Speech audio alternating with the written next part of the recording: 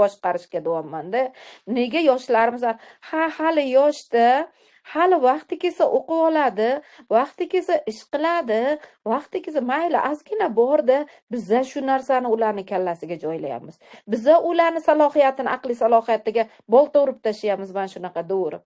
Hech qachon bola 5 yoshgacha bola poshsho. U yog'iga 5 yoshga to'ldimi, 6 yoshgacha qancha qorilarimiz o'tgan, qancha Qur'on hofizlari bo'lgan. 7 yoshda, 8 yoshda, 10 yoshgacha barcha olim ulamolarimiz qori Qur'on ilmi nimalari bo'lgan. Ana undan keyin Qur'on ilmini nuri bilan butun dunyo ilmini ochgan. O'sha kuni bejizga Abu Ali bin Sinoni multfilmdagi seriallarini tashlamadim.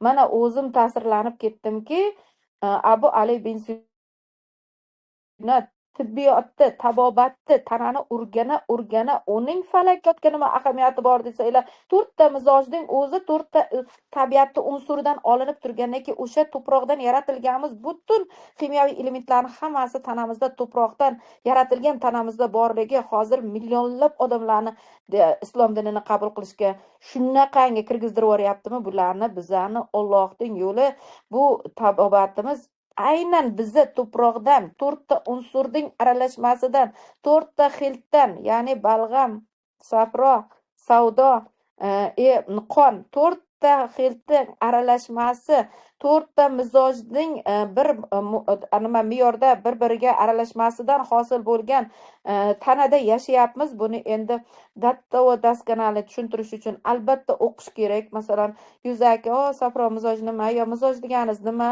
deb qo'ysanglar, baribir bo'lmaydi. Buni ustoz ko'rish kerak. Buni uchun ustozni darsi orqaligina tabobatni zo'r taniy olasiz. Aytayotganim mana shu 4 ta xiltdan iborat tanamizda shu mizojga mos ravishda taom tanlashimiz, mizojga mos ravishda bir-birimizni xulq-atvorimizni o'rganishimiz, bir-birimiz bilan xotinimizmi, demak xotinlik munosabatida ham mizojini bilsangiz, o'shanga qarab muomala qila olsangizgina o'zaro mehr-muhabbatingiz bir umrga saqlanib qolishi. Farzandingizni mizojini bilib, 4 ta farzandingiz bor, 4 xil mizojda bo'lib turibdi, 4 4 xil muomala qilishingiz, bularni xarakteridan kelib chiqib tilini topishingiz va shu kelajak ishlariga juda chiroyli uslubda nima deydi, aql o'rgatib, yo'nalish ko'rsatib berishingiz 4 talasining ham 4 xil mizojiga moslab bergan ko'rsatmangizga bog'liqligi mana shu bizani asosan tabobatni bilmay turib har qanday sohada oqsashimizga 100 ga 100 kafolat bera olaman. Bugungi kunda tabobatni sirini bilganim sari, tabobatni ochilayotganligi, qirralarini bilganim sari. Nega deganda Abu Ali bin Sino ham tabobat ilmini bilganlaridan keyin falakiyotga qiziqyaptilar. Biz chunki tabobatni aksimiz-ku, tabobat tabiatning aksimiz-ku. O'sha tabobatimiz tabiatimiz o'zi tabobat deb turganimizni o'zi har darsimda aytaman. 30 bora Qur'onda tushirgan Alloh 30 bora Qur'onni adadicha bizda yerdagi xalifalariga rahmat va marhamatini yog'dirib, 30 bora Qur'onni adadicha bizani yeyishdan, ichishdan, kiyinishdan, hatto kiyimlarimizni ham sintetikaga foydalimi yo bo'lmasa hibbi material foydalimi, ko'ruvimiz, eshituvimiz hammasiga shunaqangi ne'matlarini, hatto ichadigan suvlarimizgacha shun darajada ne'matlarini yog'dirganki, har birida o'zini tabiiyligini yaratib, iqro, o'qib top ilmimda. Mana shu ilmning ichida sani bu sog'lom yashashing, tanangni sog'lomligi sani diningni mustahkam qiladi. Chunki tanasi nosog'lom, majruh bo'lib turgan inson qanday qilib Allohning hamma farzlarini bajara oladi? Yo ilmiga amal qila oladi? O'tgan safarlar ham men aytdim, jon qo'ydirib aytayman. Iltimos, bizani tanamiz, bu tabobatimiz bizani dinimizga xizmat qiladigan. Biz avvalo tabobatni bilishimiz kerak. Tabobatni tarqatishimiz kerak. Tabobatga yakdil qadam bo'lishimiz kerak. Hammamiz birlashib tabobatga joni jahd bilan oldingi ota-bobolarimiz kabi u yillar mobaynida eskilik sarqitiga chiqarilgan bu tabobatimiz eskilik sarqiti emas. Bizani o'zimizni Alloh yaratgan fitratimiz.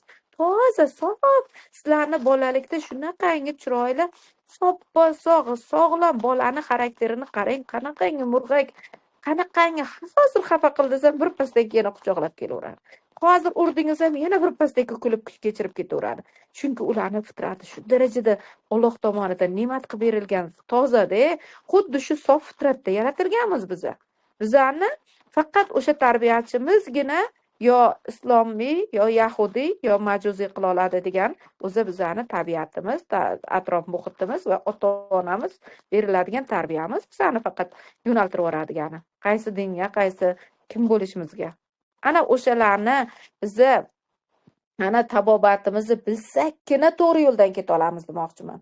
To'g'ri farzand tarbiya qila olamiz, to'g'ri nasl qoldira olamiz, sog'lom nasl qoldira olamiz.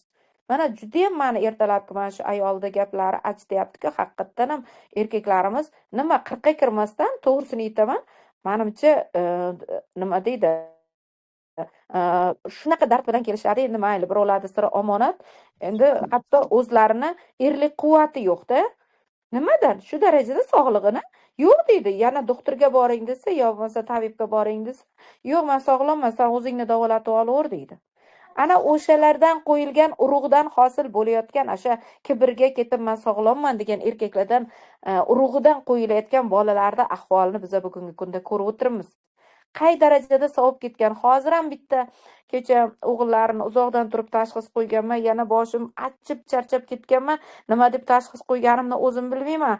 Masalan, apparat orqali ko'rayotganimiz yo'q, yo boshqa naryoqda o'tib kelgan nimalarni tashxis atitlarini ko'rayotganim yo'q.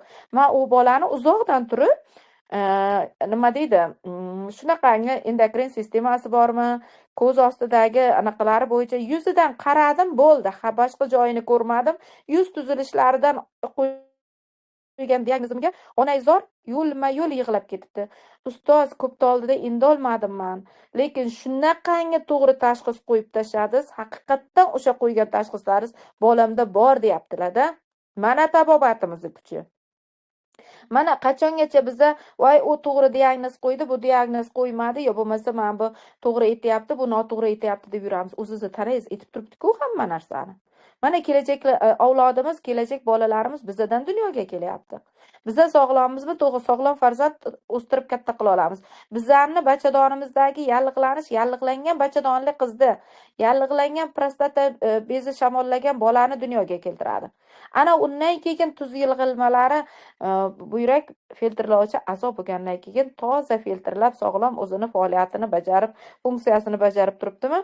Demak, bizda hech qanaqangi kerak emas kristal tuzvon moddalar muhimlarimiz bo'ladimi? Hamma anaqalarimizga sohalarimizga o'tira olmaydi. Agar bizda mana shu shamollash tufayli farzand dunyoga keldimi, albatta qatdan oyog'idan shunaqa og'riq paydo bo'ladi deb o'ylaysizlar. Bo'ladi. Tuz yig'ilmalari chunki cho'kbo'y hosil qilib ketyapti har bir bo'g'imlari tanasiga.